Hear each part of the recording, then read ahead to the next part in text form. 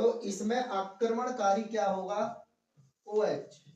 अब इसका जो अटैक होगा वो एक साथ नहीं होता। इस पर पहली बात तो याद रखना कि ये SN2 की हम क्रिया विधि समझा रहे हैं और SN2 की क्रिया विधि में अटैक सारे पीछे से ही होते हैं। तो उसकी वजह से इसमें एक संक्रामित अवस्था भी आती है। कौन सी अवस्था होती है संक्रामित अवस्था का, जिसमें थोड़ी देर के लिए एक नया बॉन्ड बन जाता है और ये कहलाती है इसकी ट्रांजिशन स्टेट। इसमें क्या होता है, ये है OH, ये C और ये CH3 और ये भी क्या है CH3, ये क्या है CH3 और इधर क्या है ये Cl। अब ये बॉन्ड क्या होगा, वीक पड़ जाते हैं। यही इसकी संक्रमित अवस्था है। संक्रमित अवस्था उसमें ये कोई स्टेप दो नहीं है, बीच का थोड़ी देर के लिए, जैसे दूध से दही का बनना है ना, दूध से दही बनते समय यदि कोई ऐसा पदार्थ बीच में पड़ रहा हो जो बहुत शॉर्ट टाइम के लिए बनना हो, वो परमानेंट नहीं है, बहुत ही शॉर्ट टाइम के लिए बनना हो, तो वही तो संक्रमित अवस्था कहलाएगी उसकी। उसी प्रकार ये अवस्था इसकी क्या कहलाती है, संक्रमित अवस्था। संक्रमित, ये भी पूछा गया है, संक्रमित अवस्था। ठीक, ये है इसकी संक्रमित अवस्था। बच्चों ये बहुत थोड़े समय के लिए रहेगी, उसके बाद होगा क्या कि ये हट जाएगा इसका और क्या बन जाएगा, मैं CH3 ऐसे ही कर देता हूँ, CH3 और क्या CH3 और यहाँ क्या आ जाएगा OH और Cl अलग हट जाएगा, क्योंकि Cl को तो अलग हटना है रियलिटी में, उसमें भी यही हुआ था और इसमें भी। तो ये तुम्हें याद करना पड़ेगा, ये तुम्हें याद करना पड़ेगा क्योंकि ये इंपोर्टेंट है इसका। अब तुम देखो SN1 SN2 में से एक क्वेश्चन 100% आना है, इसे कोई रोक नहीं सकता। तो ये तुम्हें याद रखना है कि पहले तो ये पता होना चाहिए कि अभी हम एक ही पार्ट पढ़ रहे हैं, रासायनिक अभिक्रियाओं के 3 भाग हैं, जिसमें से नाभिक रागी है, इसके बाद हमारी जो अभिक्रिया विलोपन अभिक्रिया आने वाली है और धातुओं से क्रिया आनी है। अब तुम क्या, सबसे पहले तुमसे पूछेगा कि ये नाभिक रागी प्रतिस्थापन क्या है, तो मैंने बताया वे अभिक्रियाएं जिनमें आक्रमणकारी नाभिक रागी होता है, वे अभिक्रियाएं जिनमें आक्रमणकारी नाभिक रागी होता है, वो बोलो कौन सी होती है, अब बोलो जल्दी। आक्रमणकारी, वेरी गुड, वे अभिक्रियाएं जिसमें आक्रमणकारी नाभिक रागी होता है वो कहलाती है नाभिक रागी प्रतिस्थापन अभिक्रियाएं।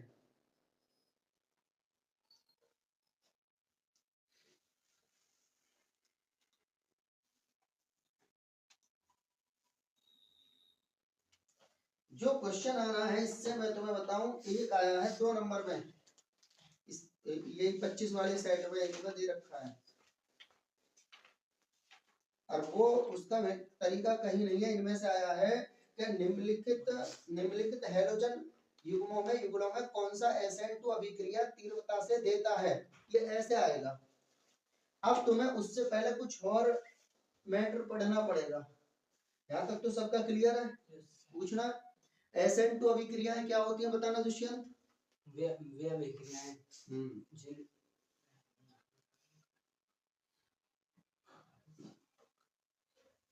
तुम सुनाओ। SN2 अभिक्रियाएं वे अभिक्रियाएं जिनमें अभिक्रिया का वेग, वे अभिक्रियाएं जिनमें अभिक्रिया का वेग अभिकारक व आक्रमणकारी की सांद्रता पर निर्भर करता है। लड़की बिल्कुल सही समझ रही है, तुम कहां सो रही हो? वे अभिक्रियाएं जिनमें अभिक्रिया का वेग अभिकारक और आक्रमणकारी दोनों की सांद्रता पर निर्भर करता है, वो SN2 है। SN1 कौन सी है तुम बताना रवि? अभिक्रिया का वेग केवल सांद्रता पर निर्भर करता है। किसकी सांद्रता पर? बोलो ना, अभिकारक की सांद्रता पर। तुम सुना सही रहे हो। वे अभिक्रियाएं जिनमें अभिक्रिया का वेग केवल अभिकारक की सांद्रता पर निर्भर करे वो SN1, जो अभिकारक व आक्रमणकारी पर निर्भर करे वो SN2। ये बताओ अनुज, क्वेश्चन थोड़ा वैसा है, SN1 अभिक्रियाएं 2 पदों में पूर्ण होती हैं, फिर भी इन्हें SN1 बोलते हैं, एकक अणु का अभिक्रिया कहते हैं, क्यों?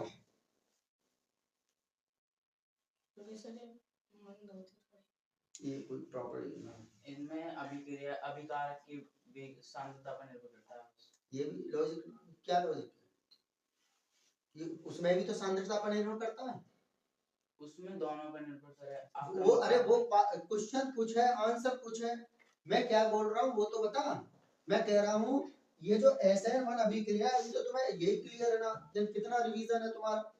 अरे ये SN1 अभिक्रियाएं हैं, ठीक? SN1 अभिक्रियाएं, ये अभिक्रियाएं दो पदों में पूर्ण हो रही हैं, दो पदों में। क्वेश्चन सुनो पहले, दो पदों में पूर्ण हो रही हैं। पूर्ण कितने में होती हैं? दो पदों में, फिर भी इन्हें SN1 बोलते हैं। और जबकि SN2 अभिक्रिया एक पद में पूर्ण हो रही है, पद कितने ले रही है? एक, फिर भी उसे दो बोल रहे हैं, क्यों? अब बोल, कौन बताएगा? करेक्ट आंसर बोलो, इसका बताओ। सर जी क्योंकि इसकी कोटि एक होती है इसलिए। एक तो लॉजिक रीजन यही है, परंतु ये भी प्रॉपर अपने आप में रीजन है, बहुत शॉर्ट ले लिया तुमने। क्योंकि इन अभिक्रियाओं में क्रिया निर्धारक पद एक होता है, क्योंकि दूसरा पद बहुत तीव्र गति से होता है, इसलिए इनको SN1 बोला गया है।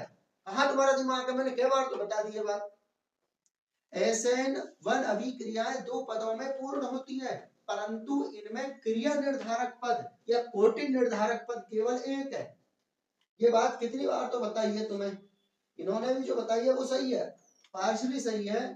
वह अभिक्रिया जिसमें अभिक्रिया का वेग केवल एक अभिकारक की सांद्रता पर निर्भर करता है, ये परिभाषा है SN1 की। पर क्वेश्चन ने तुम्हें घुमा दिया। क्वेश्चन ने कहा कि अभिक्रिया तो दो पदों में पूर्ण होती है, फिर भी SN1 कह रहे हैं इसे, तो इररेलेवेंट लग रहा है ना कि यार ये क्या विसंगति है? दो जो अभिक्रिया दो पदों में पूर्ण हो रही है उसे कह रहे हैं ये SN1, अरे SN2 बोलो ना इसे। पर नहीं, इसका लॉजिक तुम क्या दोगे? क्या दोगे स्वाति? हाँ, SN1 दो पदों में पूर्ण होते हुए भी SN1 कहलाती है, क्यों? बोलो। पता नहीं, मैं बेवकूफ दिखा हूं शायद पढ़ाते समय। तुम सुनाओ क्वेश्चन। सर इनकी कोटि एक होती है, वो बता चुके हैं, मैं इस पे इसे नहीं मानूंगा। अच्छा आंसर सर ऋतिक बोलो। क्योंकि इनके निर्धारक पद एक, क्रिया निर्धारक पद एक होता है सर, दूसरा पद बहुत तीव्र गति से होता है, उसमें अभिक्रिया के वेग का निर्धारण नहीं किया जा सकता। ना है समझ?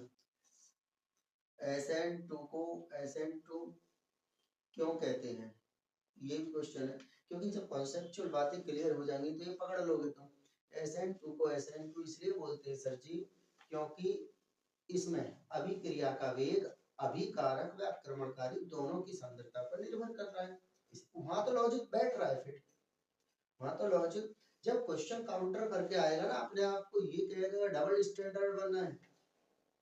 SN1 अभिक्रिया दो पदों में पूर्ण होती है, बात सही है गलत है?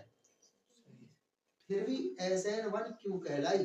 तो तुम कहोगे हाँ अभिक्रिया दो पदों में पूर्ण होती है, इसमें तुम्हारी कोई भी गलती नहीं है, परंतु इसमें अभिक्रिया का वेग का निर्धारण केवल एक ही पद का हो पाता है, दूसरा पद का निर्धारण ही संभव नहीं है। क्यों संभव ना है प्रदीप? कल आए थे ना तुम, तुम्हें तो फिर संभव ही है तुम्हारे हिसाब से तो। हाँ तो बोलो जतिन। क्योंकि क्रिया निर्धारक पद एक है, क्योंकि सर अभिक्रिया पद जो दो है वो तीव्र गति से होता है, उसके वेग का निर्धारण हम कर ही नहीं पाते, इसीलिए इसमें ये दिक्कत आ जाती है।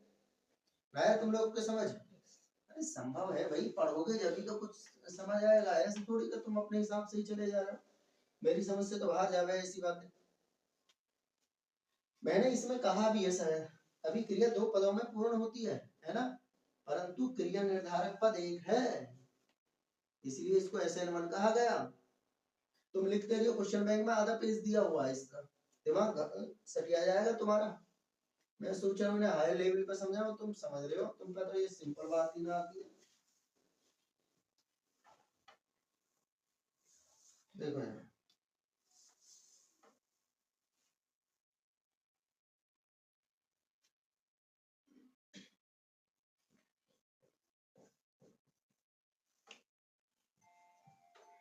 ये है CH3 डैश CH3 CHCl दिखांश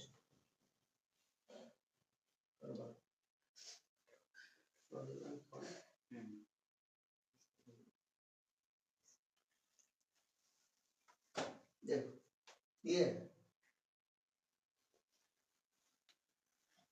पहले इन्हें अच्छी तरीके से समझ लो भाई। देखो वर्क नहीं डाला ना तुम्हें खुद भी SMS डालना चाहिए था कि सर वर्क नहीं आया, तो भेज दे। इन्होंने फिजिक्स का डाला, तुमने हाँ मैं सर यही बोली कि वर्क भेज दो। तुमने फिजिक्स का वर्क नहीं आया, ये था शायद सेंटेंस दोबारा चेक करिए। वो मैंने देखा था, वो मैंने देखा वास्तव में तुम्हारा हाँ सेंटेंस तो ये था। तो सर फिजिक्स का हाँ फिजिक्स का वर्क मैंने इसलिए न डाला क्योंकि वो मैंने सारे क्वेश्चन सोल्व कराए थे, उसमें कोई ऐसा याद करने का वर्क ही नहीं था, क्योंकि उसके तुम पे शायद नोट्स हैं, उसमें नोट्स के फॉर्म में तो मैंने कुछ लिखा ही ना। तुम पे अगर उसके नोट्स बने हुए नहीं है तो उसके नोट्स तुम पे है, तुम शुरू से पढ़ी हो, तुम पे है तो फिर तो दिक्कत ही ना आती। अरे इसने लेना शुरू से ही सर फिजिक्स में नाम शुरू से हां जो सवेरा सवेरे तो है तुम अपनी कह सकते हो ना, तुम ले जाओ ये खुद ले जाएंगे कैसे। अब देखो यार, अब साइंस ने कुछ इसमें सिंबॉलिक चीजें यूज करी हैं, सांकेतिक रूप यूज करे हैं। ये एक चेन है, ठीक, इसको क्या लिखते हैं ये ध्यान से देखो जरा। ये ऐसा लिख रहे हैं, ये बड़ी चालाकी से काम ले रहे हैं आजकल, 1 2 3 4, ये इसको ऐसे लिख देते हैं। अब तुम पहचान लो इसे, इस चेन इस कार्बन श्रृंखला को ऐसे भी लिखा जा सकता है, ना लिख सके मैंने बताइए एक बार तुम्हें, इसको कैसे लिखा जा सके, 1 2 3 1 2 3 4 1 2 3 है ना, तो मैंने एक फालतू लगाया, तो अब मैं ले लेता हूँ ना Cl, हालांकि मुझे 4 ही लगाने थे, मैंने एक मुझे ध्यान नहीं दिया, क्योंकि दोनों श्रृंखलाएं बराबर होनी जरूरी है। मैं दोबारा कर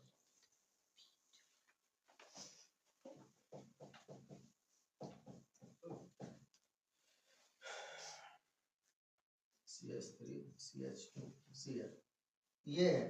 अब इसको कैसे और लिख सकते हैं, 1 2 3 1 2 3 4, और ये बाद में है ना, ये ले लिया मैंने Cl, ये है।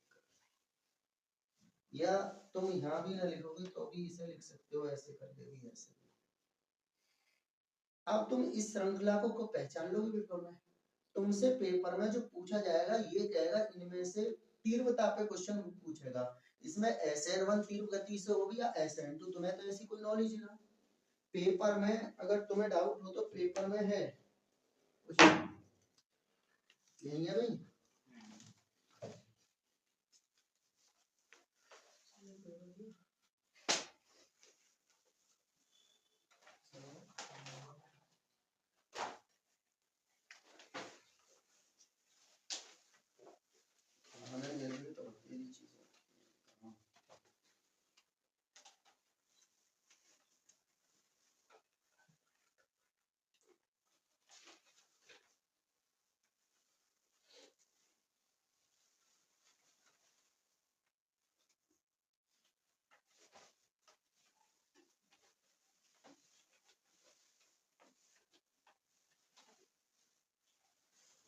मैं तुम्हें इसे कल स्क्रीन पे दिखाऊंगा, क्योंकि इसमें पेपर में से दिखा पाएंगे किसी को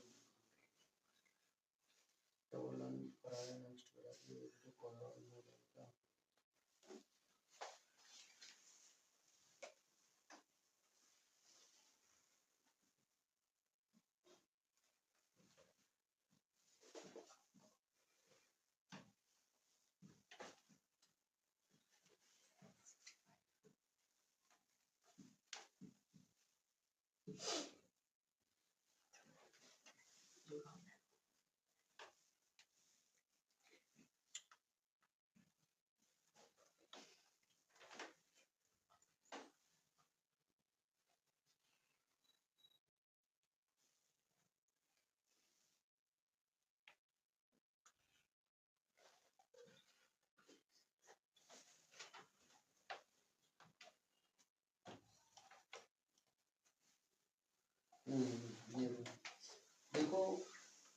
क्वेश्चन है कि SN1 और SN2 अभिक्रिया किसके लिए महत्वपूर्ण होती है, ये इसी का पार्ट है।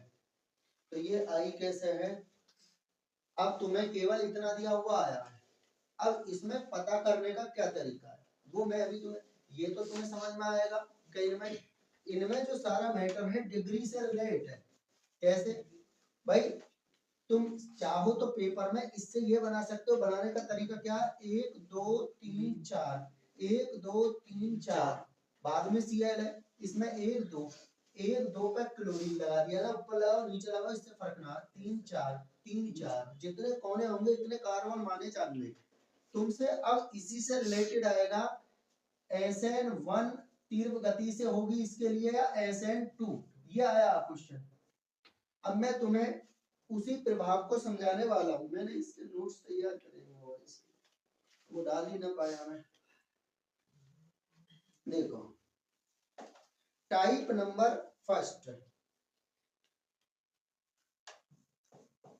टाइप नंबर फर्स्ट, बहुत ध्यान से देखना, ये पहले भी छूटा हुआ पार्ट, इसे तो मैं, अगर तुम्हारी डिग्री में अंतर है, डिग्री को बोले, डिग्री को हिंदी में पता ही ना, अवस्था, अवस्था पहला टाइप है अवस्था अंतर, अवस्था में अंतर है, मतलब 1 डिग्री है या 2 डिग्री है या 3 डिग्री है, इनमें से यदि डिग्री में डिफरेंस है तो उससे उसका पता लगाया जा सकता है।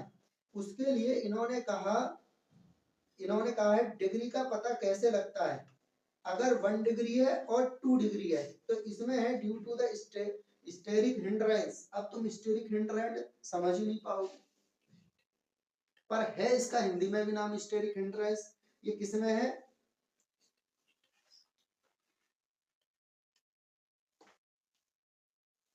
चलो मैं अपनी तरफ से हिंदी लिखता हूं, SN2 अभिक्रिया और SN1 अभिक्रिया, ठीक है ना, ये तो पता है क्या होती है। SN2 अभिक्रिया डिग्री के कम होने पर तीव्र गति से होती है, जिसकी जितनी डिग्री कम होगी उतनी ही वो तीव्र गति से होगी। अब जैसे मैंने इसमें 2 एग्जांपल लाता हूं, देखो तुम इसे बहुत जल्दी खत्म कर रहा हूं इस टॉपिक है। एक तो ये आया, ये है ये ना, और एक ये आया, तो अब तुम्हें पता है कि इसकी डिग्री 1 है, नहीं मानते हो, अरे साइड में आ रहा है, ये ऊपर आ रहा है, तो 2 डिग्री का अभी पीछे में दिखाया है, पूरी वो चेन बनाओगे जब जाके तुम्हारे माइंड में क्लियर होगा, ये रहा ना, ये इसकी डिग्री देखो क्या है, क्योंकि इस पे एक हाइड्रोजन है तो 2 डिग्री है, 210 कोड के हिसाब से, जिससे हेलोजन जुड़ा हुआ है जिस कार्बन से, यदि उस पर एक H है तो माना जाएगा कितने का, 2 डिग्री का, ये 2 डिग्री का है और ये क्या डिग्री का, 1 डिग्री का। क्यों, क्योंकि इसमें हाइड्रोजन है 2 हाइड्रोजन होने पर 1 डिग्री, पता है ना 210 कोड वाले को ना, पता है तो ये कितने का, 1 डिग्री का, और ये कितने का, 2 डिग्री का। तो इसमें कहा गया है यदि डिग्री कम हो तो SN2 अभिक्रिया उनके लिए तीव्र होती है, तो इसके लिए जो होगी कौन सी तीव्र होगी, A, और B कम होगी। SN1 अभिक्रिया उन पे तीव्र होती है जो ज्यादा डिग्री वाले होते हैं, तो हम क्या बोलेंगे, इसके लिए B तेज होगी और A कम। ये तुम्हें याद रखना पड़ेगा, इसका कोई और तरीका ना, एक तो डिग्री से रिलेट आएगा, degree same but halogen difference, क्या देखो, मोर रिएक्टिव कौन होना चाहिए,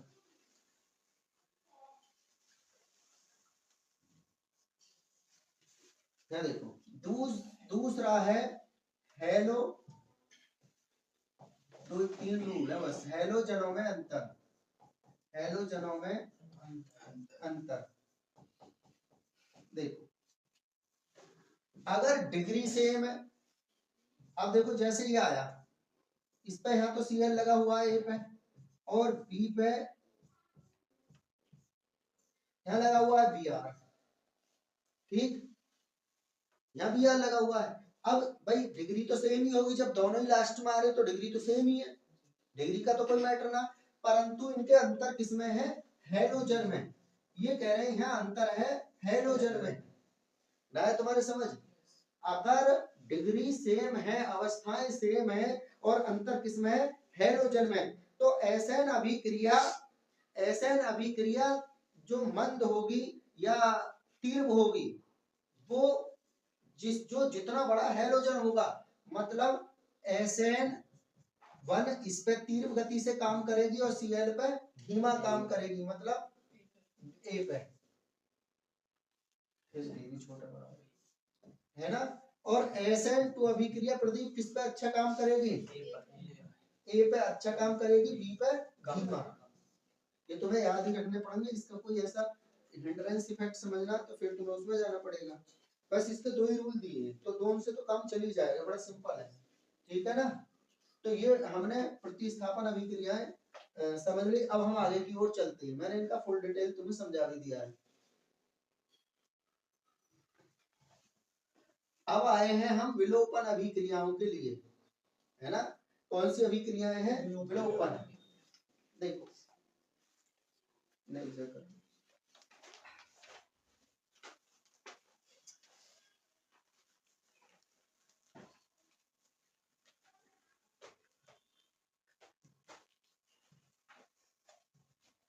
देखिए, विलोपन अभिक्रियाएं क्या हैं?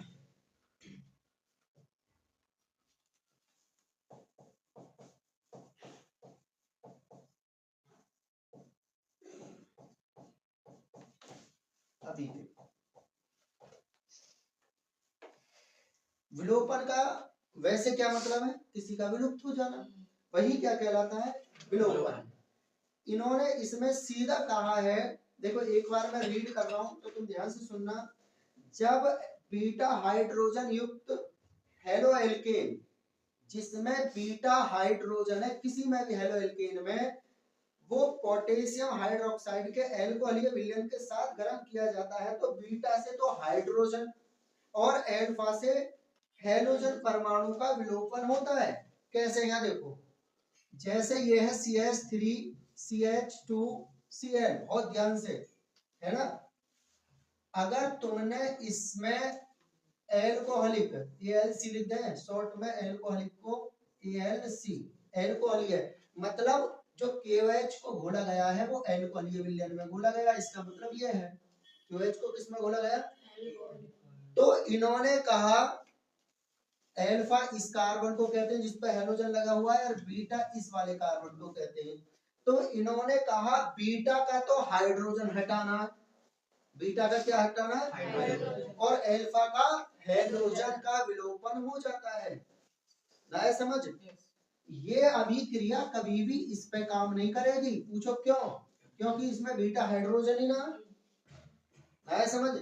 इन्होंने कहा था बीटा हाइड्रोजन युक्त हेलो एल्केन पर एल्कोहलीय KOH की अभिक्रिया कराने पर बीटा का हाइड्रोजन और एल्फा का विलुप्त हो जाता है, इसका विलोपन हो जाता है। तो इसमें क्या आ जाएगा? इससे तो हटाओ H, तो कितना बचा? CH2, और इससे CH2, बॉन्ड डबल लगाना पड़ेगा क्योंकि कार्बन की संयोजकता का इश्यू आ जाएगा। तो क्या होएगा? यहाँ देखो, जब इसका H हटेगा तो OH से रिएक्शन करके जल बनाएगा, Cl पे माइनस है और K पे प्लस, तो क्या बनाएगा? KCl। से अभिक्रिया बहुत सिंपल है भाई, ये तो आया तुम लोग के समझ। एक बार देखो जल्दी से, परिभाषा अपने आप भी बनानी सीख जाओ।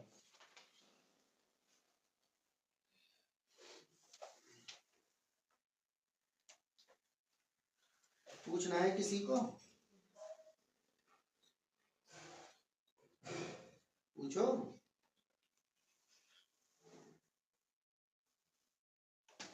कोई डाउट है वो किसी को? इन्होंने सीधा कहा था जब बीटा हाइड्रोजन युक्त हेलो एल्केन, इसका नाम तो हेलो एल्केन रख सके है ना, हेलो एल्केन है ना, हेलो एल्केन। जब बीटा हाइड्रोजन युक्त हेलो एल्केन की अभिक्रिया एल्कोहलीय KOH या पोटेशियम हाइड्रोक्साइड से कराई जाती है, तो बीटा का हाइड्रोजन और एल्फा का हेलोजन का विलोपन हो जाता है। इसी अभिक्रिया को कहते हैं विलोपन अभिक्रिया। अरे बोलना चाहिए ना इन्हें विलोपन। और एग्जांपल जो एक अरे ले लो एक यहाँ देखो, जैसे ये है CH3 CH2 CH2 ध्यान से देखते रहो और Cl। ठीक, अब तुमने कराया किससे, एल्कोहलीय QH, एल्कोहलीय QH है, एल्कोहलीय QH, एल्कोहल में बना हुआ विलेन। आ जाओ ना, कोई दिक्कत ना है। एक मिनट, मैं भी डर गया बताना कौन। मैं ऐसे देख रही। हाँ बताइए। कुछ नहीं, मैं बस देख रही थी सर कैसे पढ़ा रहे हैं। तुम्हारे साथ है? हाँ। अच्छा तो बैठ जाओ, कोई दिक्कत ना, मुझे पता नहीं, तो मैं देखा भी पहली बार, बैठ जाओ इधर, बैठ जाओ। हाँ सर, मैं पहले भी आ चुकी हूँ। मैं जानना बायो जैविस की मैम। ना मैं ना होऊंगा ना, मैंने तुम्हें देखा फर्स्ट टाइम ही। अच्छा अच्छा। हाँ देखा था फर्स्ट टाइम।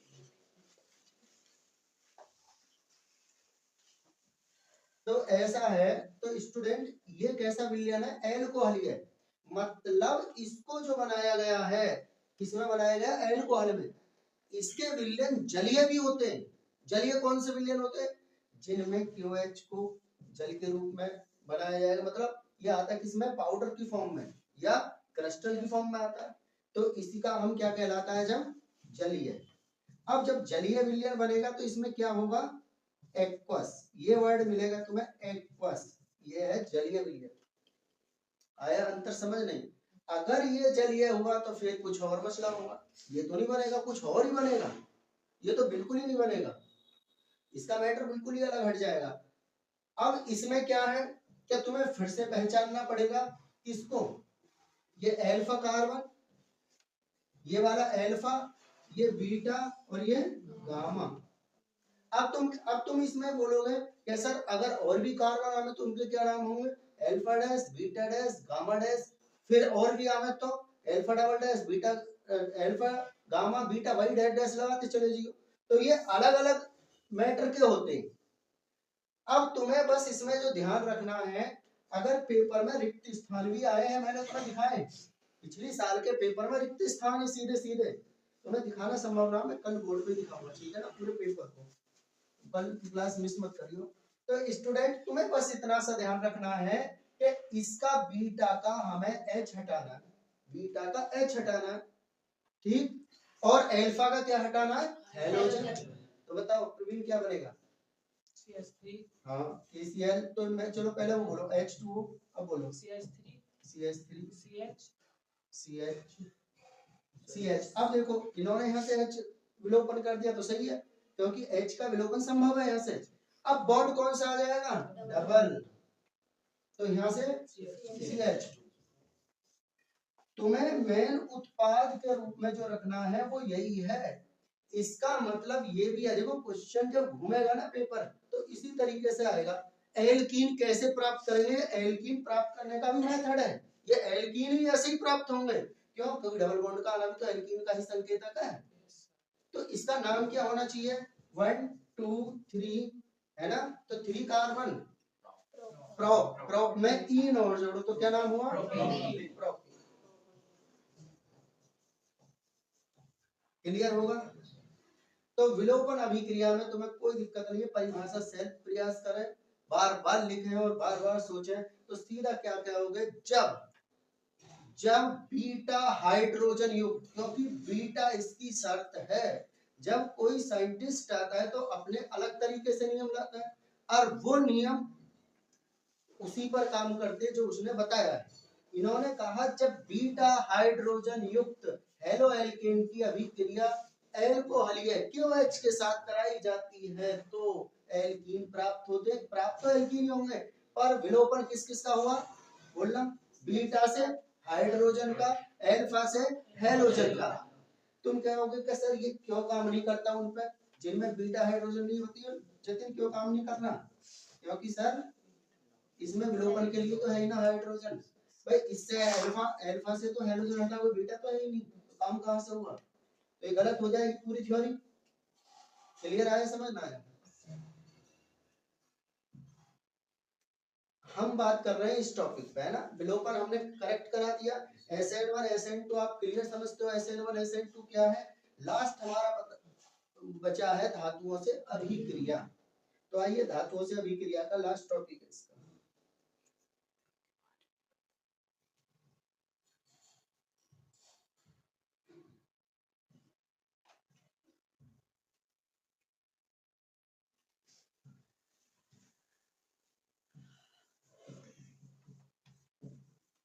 धातुओं से अभिक्रिया।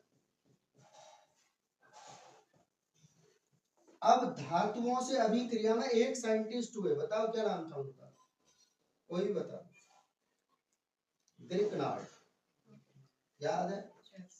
उसका अभिकर्मक भी बड़ा फेमस है, उसके ऊपर पिछली साल के पेपर में भी कम से कम 3 क्वेश्चन आए हुए हैं। एक क्वेश्चन तो डायरेक्ट ही है कि ग्रिकनार्ड अभिकर्मक कहते किसे हैं, और उसमें देखो इसका इंग्लिश मीडियम में अलग नाम है और हिंदी मीडियम में अलग नाम है, इसका भी तुम्हें सामना करना पड़ेगा। ग्रिकनार्ड, मैंने तुम्हें पहले भी कहा जो आए पेपर में वो मान लेना, हिंदी और इंग्लिश में इसमें कोई मिस्टेक नहीं मानी जाती, क्योंकि ये केमिस्ट्री है, ये लैंग्वेज वाला सब्जेक्ट रहा है। ग्रिकनार्ड अभिकर्मक,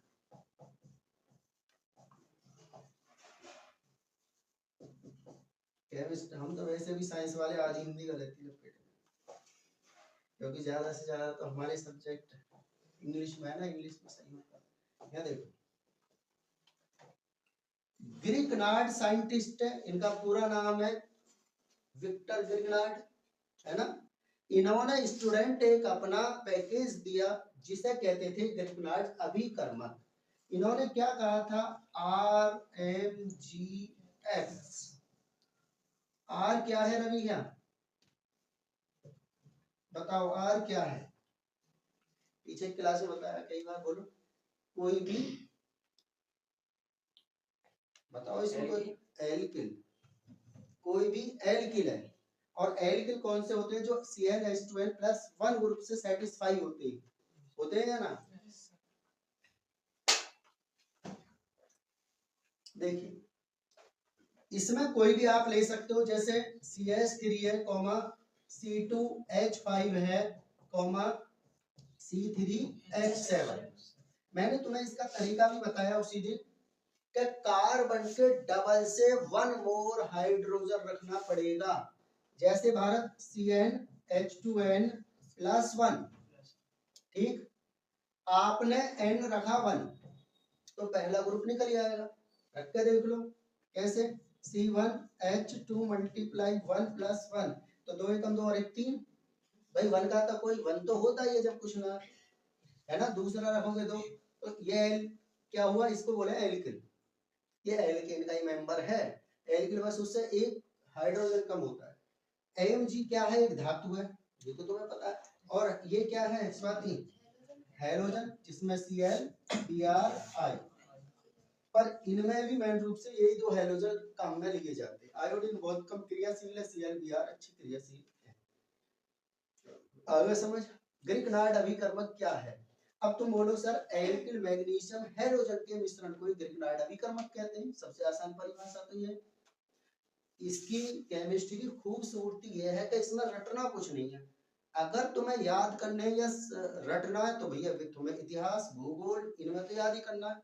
बस इब्राहिम लोधी का युद्ध बाबर से हुआ है ना, बताओ कि ये 1526 में क्यों हुआ, इसका क्या लॉजिक दोगे तुम, क्या लॉजिक दोगे, क्योंकि वहां लॉजिक नहीं है, वहां याद करना पड़ेगा। फिर यहाँ हर चीज का लॉजिक है, बस इतना सही तो अंतर आता है। तो यहाँ सीधा याद कर सकते हो, एल्किल मैग्नीशियम हैलाइड के मिश्रण को ही ग्रिकनार्ड अभिकर्मक कहते हैं। बड़ा सिंपल है। अब देखो बनाने की विधि भी आ सकती है, तो कोई भी आप, जैसे हमारे पास ये CH3 है, ये क्या होगा एल्किल, ये क्या होगा मैग्नीशियम, और ये क्या होगा दूसरा, क्या ले लेंगे Cl या Br, कोई एक, तो ये क्या बनेगा ग्रिकनार्ड। बड़ा सिंपल है, पूछना है कुछ, तो मैंने तुम्हें ग्रिकनार्ड अभिकर्मक भी बता दिया। इसके बाद इसकी जो अभिक्रियाएं हैं 2-3 और इम्पोर्टेंट आती है, और वो मैंने तुम्हें लास्ट टाइम भी बताई, और वो कल की क्लास में ही पॉसिबल है।